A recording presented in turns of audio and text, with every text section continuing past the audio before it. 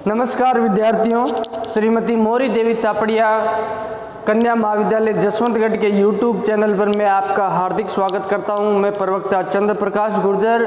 आज की क्लास होगी हमारी BA द्वितीय वर्ष के छात्रों के लिए। इतिहास विषय का अध्ययन हम करेंगे।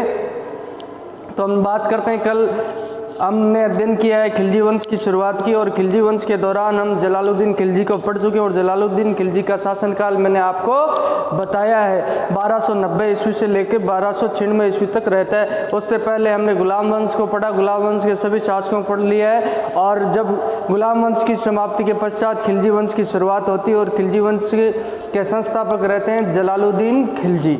जलालुद्दीन खिलजी के द्वारा खिलजी वंश की स्थापना कर दी जाती है, तथाकथित गुलाम वंश का अंत कर दिया जाता है। और खिलजी क्रांति, डॉक्टर हबीब ने बताया कि इसे खिलजी क्रांति बताया है। और अब खिलजियों द्वारा शासन सत्ता अपने हाथ में ले ली जाती है, और दिल्ली सल्तनत को किस तरीके से उन्हें सुदृढ़ किया। और जलालुद्दीन खिलजी के पश्चात उसके भतीजे और दामाद का शासनकाल शुरू होता है, जिसे अलाउद्दीन खिलजी कहते हैं। और अलाउद्दीन खिलजी का नाम आपने काफ़ी बार सुना होगा, काफ़ी बार चर्चा में रहा होगा।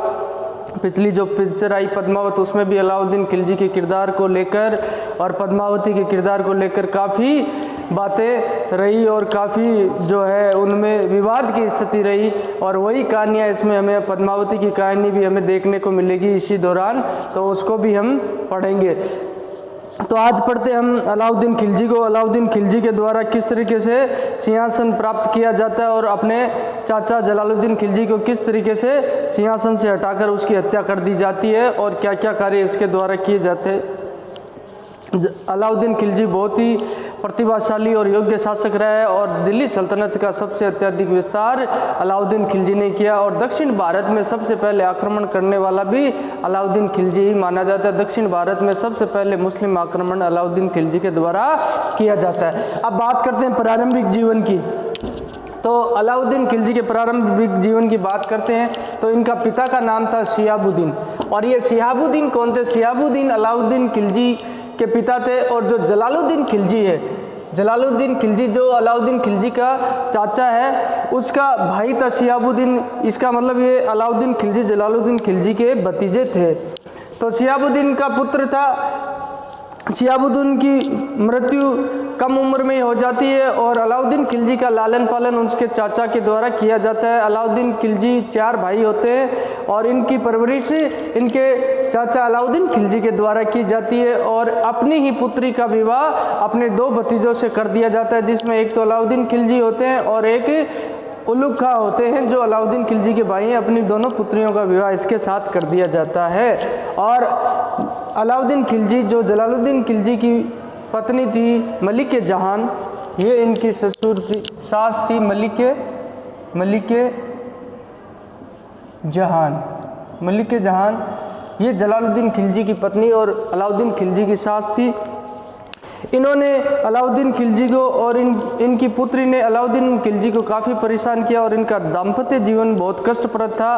और ये अपनी सास और अपनी पत्नी से काफ़ी परेशान थे। और एक मेहरू नाम की प्रेमिका थी, जिससे प्रेम ये करने लगते हैं। और उसी दौरान इनके दाम्पत्य जीवन में संकट आ जाता है। और एक दफ़ा तो कहते हैं, जब अलाउद्दीन खिलजी की पत्नी को पता चल जाता है मेहरू और इनके प्रेम प्रसंग के बारे में, तो मेहरू को अलाउद्दीन खिलजी के सामने ही उनकी पत्नी के द्वारा पीटा जाता है। ये इनके दाम्पत्य जीवन की बात करते हैं। और प्रारंभ में क्या किया इन्होंने, इनका पढ़ने लिखने में काफ़ी मन कम था, पढ़ना लिखना इनको बिल्कुल पसंद नहीं था। और ये घोड़े दौड़ाना और अस्त्र शस्त्र चलाना इन्होंने शुरू से ही ये काम सीखा, और ये एक अच्छे सैनिक बन जाते हैं, और जो अस्त्र शस्त्र चलाने में पारंगत हो जाते हैं। तो ये इनकी प्रारंभिक जीवन की घटनाएं रहती है। उसके पश्चात जब जलालुद्दीन खिलजी ने भी जो अमीरों के विरुद्ध गुलाम वंश को अंत किया, तो और खिलजी क्रांति में इनका भी बहुत अच्छा योगदान रहता। अलाउद्दीन खिलजी के द्वारा जो गुलाम वंश के शासकों को तख्त से हटाने में अपने चाचा का इन्होंने खूब सहयोग किया। अब बात करते हैं अलाउद्दीन खिलजी की, कब किस्मत चमकती है, कब उनको सिंहासन पे मिलता है, और उस दौरान क्या क्या घटनाएं घटित होती है। तो जब ये हमने बात की थी मलिक छज्जू का विद्रोह की बात करते हैं, तो मलिक छज्जू ने जलालुद्दीन खिलजी के समय विद्रोह किया, और मलिक छज्जू बलबन का भतीजा था। उस दौरान क्या होता है, मलिक छज्जू ने जब कड़ा और मानिकपुर ये कड़ा और मानिकपुर का सूबेदार था। कहाँ का? कड़ा और मानिकपुर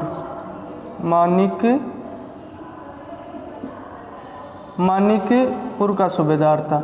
इसके द्वारा विद्रोह कर दिया जाता और जलालुद्दीन खिलजी के द्वारा इसका विद्रोह दबा दिया जाता है। जलालुद्दीन खिलजी के पुत्र अरकली खां द्वारा भी इसका विद्रोह दबाया जाता है। उसी विद्रोह में अलाउद्दीन खिलजी ने भी अपने चाचा का सहयोग किया और इसे मलिक छज्जू को कड़ा और मानिकपुर की सूबेदारी से हटा दिया जाता है और इसको अरकली खां के साथ मुल्तान भेज दिया जाता है। और इसी समय भाग्योदय से इसका भाग्योदय होता है अलाउद्दीन खिलजी का और संयोग से कड़ा और मानिकपुर का सूबेदार ये प्रांत अलाउद्दीन खिलजी को दे दिया जाता है उसके चाचा जलालुद्दीन खिलजी के द्वारा और उसे वहाँ का सूबेदार नियुक्त कर दिया जाता है। उसी दौरान क्या होता है, अलाउद्दीन खिलजी के द्वारा अपने चाचा के सानिध्य में उसकी अधीनता में चाचा जब शासक था उसी दौरान मालवा का अभियान किया जाता है और मालवा का अभियान बहुत ही सफल रहा। मालवा अभियान के दौरान अलाउद्दीन खिलजी ने बिलशा नगर को भी लूटा और वहाँ से अपार धन संपदा प्राप्त की और उसी धन संपदा को अपने चाचा है जो उनको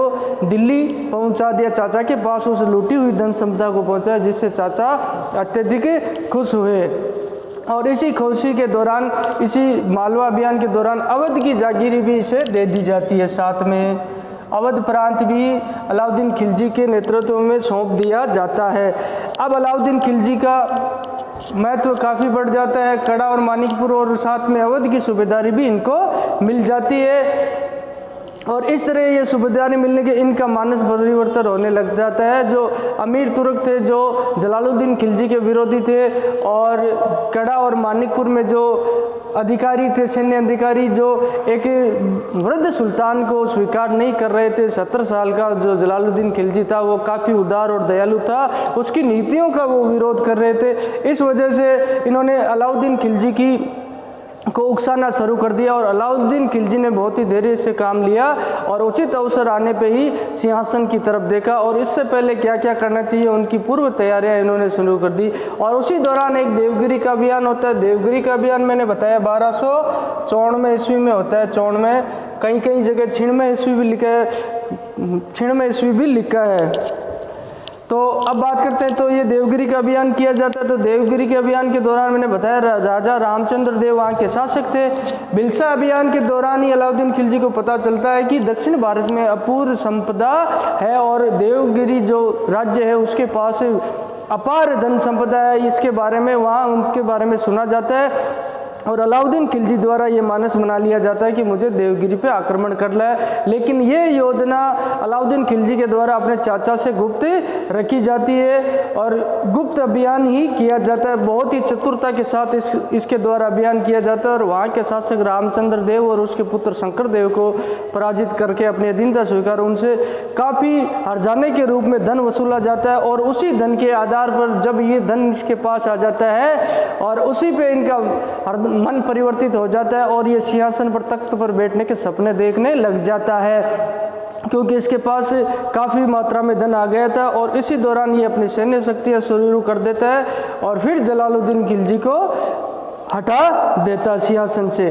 तो अब सिंहासन पर अधिकार कैसे करते हैं? जब देवगिरी का अभियान होता है तो देवगिरी के अभियान से ये पुनः वापस लौटता है। देवगिरी के अभियान से लौटने के पश्चात इसका भाई उल्लुग खां जो छोटा भाई है वो दिल्ली दरबार में सुल्तान के पास था और सुल्तान को वो काफ़ी बुलावे में रख रहा था और दिल्ली सल्तनत के जो सिंहासन की जो भी दरबार की जानकारियां थी वो अलाउद्दीन खिलजी के पास पहुंचा रहा था। तो उसी दौरान क्या होता है, देवगिरी से लूटे हुए आक्रमण के अहमद शब्द द्वारा कहा जाता है कि क्यों ने सुल्तान को कहा, जलालुद्दीन को कहा जाता है कि आपको आगे बढ़कर अलाउद्दीन खिलजी की संपूर्ण संपत्ति पर अधिकार कर लेना चाहिए क्योंकि अगर किसी व्यक्ति के पास धन संपदा आई है तो उसका मन भी बदल सकता है। लेकिन अलाउद्दीन खिलजी के भाई जो उल्लुग खां है उन्होंने जो सुल्तान था जलालुद्दीन खिलजी उसको बुलावे में रखा और कहा कि अलाउद्दीन खिलजी आपसे डरा हुआ है क्योंकि आपसे आज्ञा लेकर उसने बयान नहीं किया था वो आपके समक्ष पेश होना चाहता है और सारी धन संपदा आपको सौंपना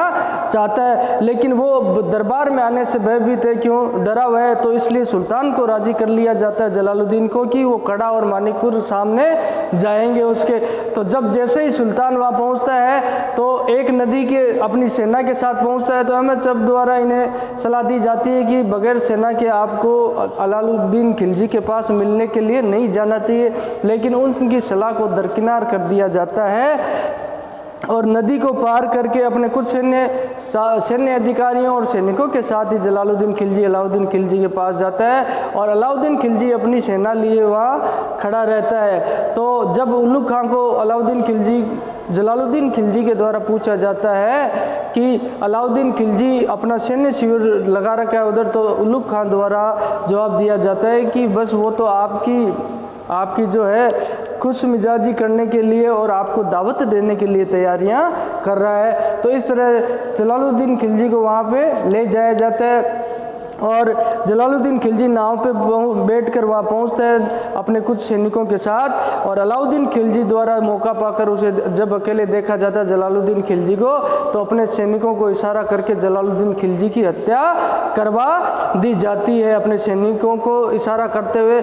और अंत समय में जब जलालुद्दीन को पता चलता है कि अलाउद्दीन खिलजी मेरी हत्या करने वाला है, तो जलालुद्दीन खिलजी भागने का प्रयास करता है, नाव की तरफ जाता है और वह कहता है, दुष्ट अलाउद्दीन तूने ये क्या कर दिया। लेकिन उसकी हत्या यहाँ पे कर दी जाती है और हत्या करने के पश्चात निर्मम तरीके से अलाउद्दीन खिलजी अपने भाले पर अपने चाचा का सर रखते हुए पूरे क्षेत्र में इधर उधर घुमाता है और इस तरह सिंहासन पर अधिकार कर लेता है। और 20 जुलाई 1296 को अपने आप को सुल्तान घोषित कर देता है। और सुल्तान घोषित होने के पश्चात अलाउद्दीन खिलजी के द्वारा बहुत बड़ा दरबार लगाया जाता है और अपने समर्थकों प्रशंसकों को इसके द्वारा पुरस्कार व उपाधियाँ दी जाती है और उनको अमूल्य उपहार भी भेंट किए जाते हैं।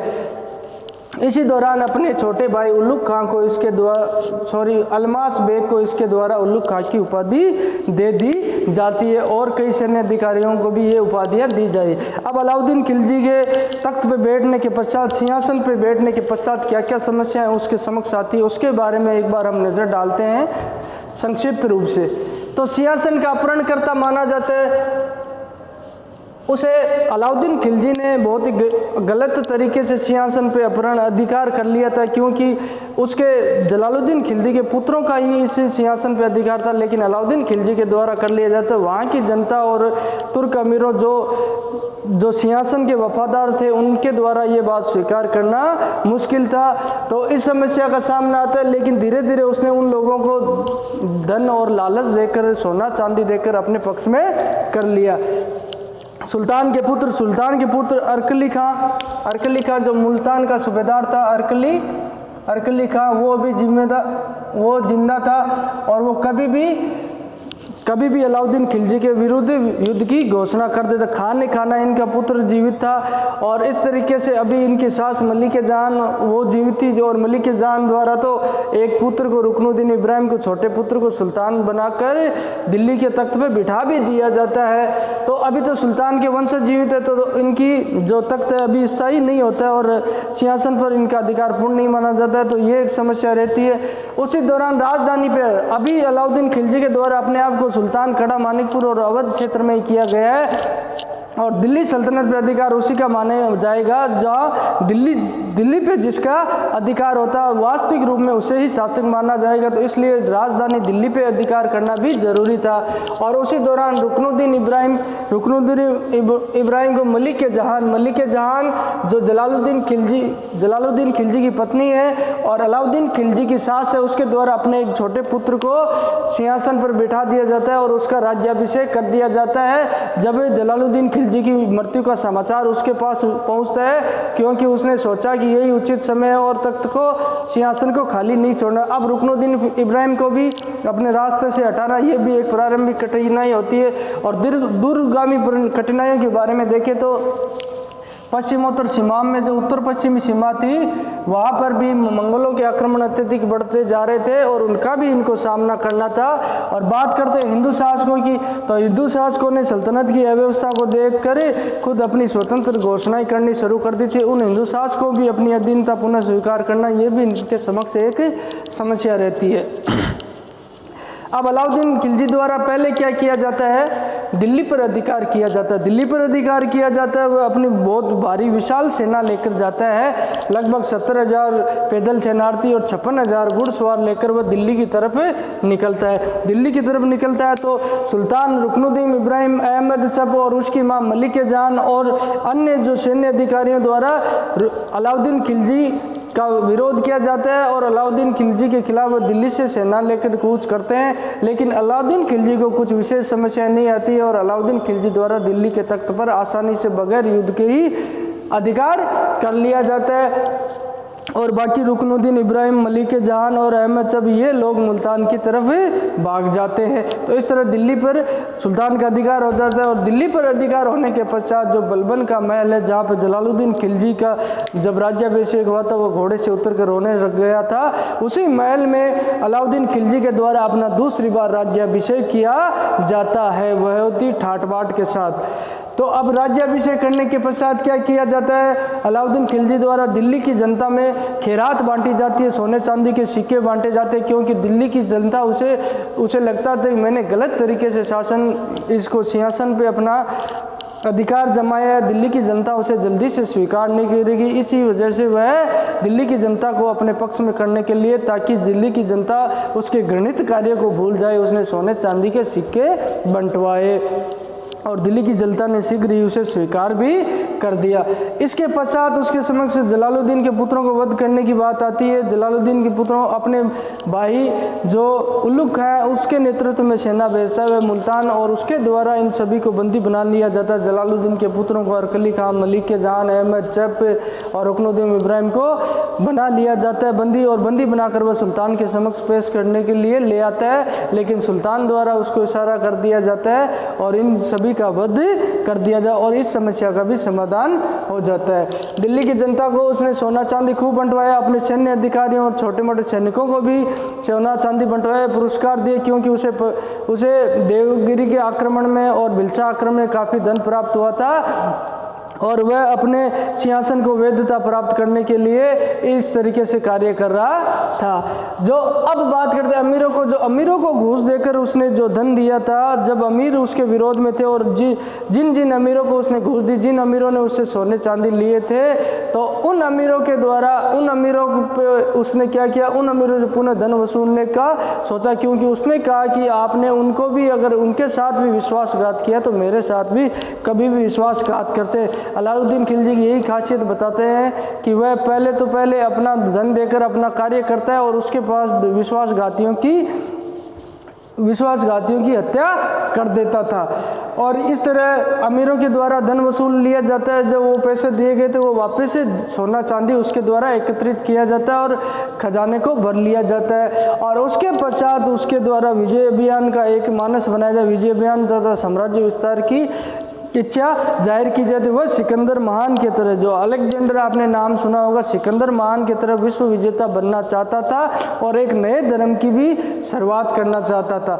लेकिन अलाउल मुल्क का नाम है, अलाउल मुल्क दिल्ली का कोतवाल था, उसकी सलाह पे उसने अपनी योजना को बदल दिया और विश्व विजेता बनने से पहले उसने भारत विजय का कार्य शुरू किया और ये अपना मानस बदल दिया और उसने अपना किसी तरह का धर्म चलाने का भी मानस बदल दिया। और अलाउल मुल्क दिल्ली के कोतवाल, जो उसका पुराना मित्र था, उसकी सलाह पर उसने भारत विजय की शुरुआत की। और ये था अलाउद्दीन खिलजी का किरदार। इसके बारे में हमने मूल रूप से संक्षिप्त रूप से जाना है और अब आगे की क्लासों में इसके द्वारा किस तरीके से साम्राज्य विस्तार किया जाता है, कहाँ इसके आक्रमण उत्तर भारत और दक्षिण भारत में किस तरह आक्रमण किए जाते हैं और बीच में जो पद्मावत की कहानी आएगी उसके बारे में भी हम जानेंगे। बोलिए यहाँ तक कोई चीज़ कुछ आपको समझ में नहीं आए, किसी तरह की शंका हो, समस्या हो तो आप निसंकोच पूछ सकते हैं। और आज की क्लास के लिए बस इतना ही। आने वाले क्लास में हम अलाउद्दीन खिलजी के बारे में आगे पढ़ेंगे। बहुत बहुत धन्यवाद।